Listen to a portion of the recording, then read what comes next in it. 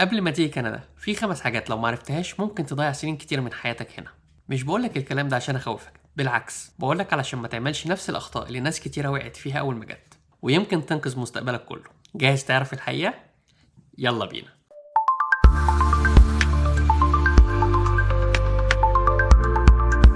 الجو مش زي ما انت متخيل، وهو مش أسوأ حاجة في كندا. كندا مش برد وخلاص، كندا بلد تغيرات. الناس فاكرة ان كندا عبارة عن تلج طول السنة. لا، الصيف هنا فعلا من اجمل الفصول اللي ممكن تعيشها في حياتك.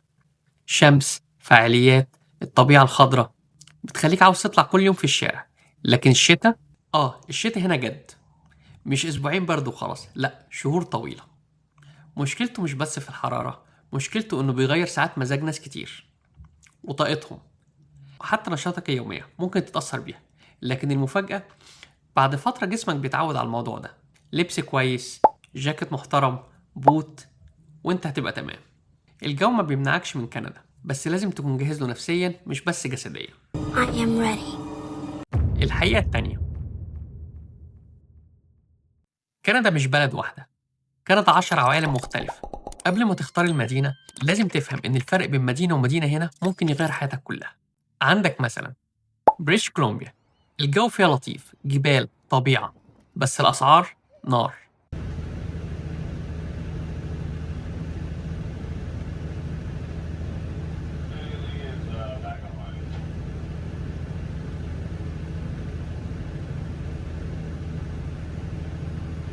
أونتاريو، اقتصاد أقوى، شغل أكتر، بس زحمة جدا والحياة غالية.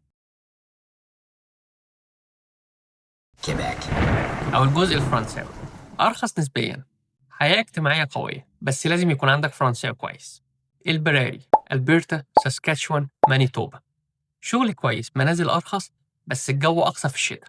أغلب الناس بتيجي كندا وبتروح المدينة الغلط وبعدها تشتكي من كل حاجة. سر النجاح في كندا اختيار المدينة المناسبة لشخصيتك، مجالك، واللي أنت مستعد تتحمله.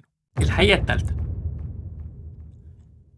الشغل هنا طريقة تفكير مش شهادة وبس. ناس كتير بتيجي كندا شايلين شهادات كبيرة، محاسبة، هندسة، إدارة، طب، لكنهم بيتفاجئوا إن الشركات مش بتعترف بسهولة بيهم أو بشهاداتهم. ليه؟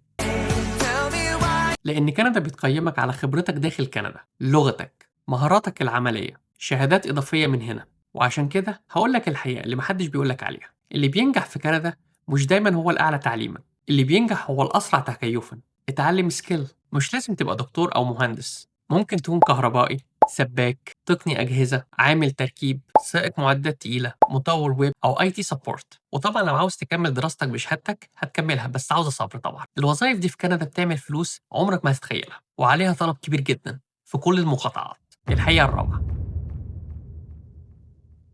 النظام الصحي مجانا، لكن مش مريح لبعض الناس. العلاج هنا مجاني، لكن لازم تعرف انه ابطأ من اللي انت متوقعه. هتستنى كتير، المواعيد طويلة، الطوارئ بس هي اللي بتمشي بسرعة. ده مش معناه ان كندا وحش، بالعكس، ده معناه انك لازم تفهم النظام وتعرف تتعامل معاه صح. ناس كتير بتتفاجئ من الموضوع ده، لكن لو انت جاهز مش هيبقى مفاجأة ليك. الحقيقة الخامسة، النجاح في كندا له وصفة واحدة بس.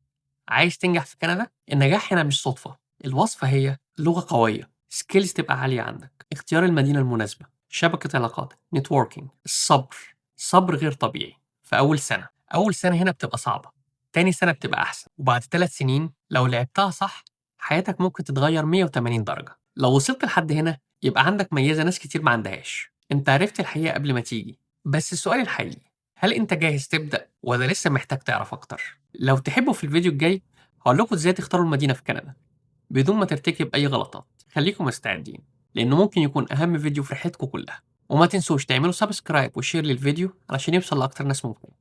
وأشوفكم الفيديو الجاي في كندا بعيون واقعية.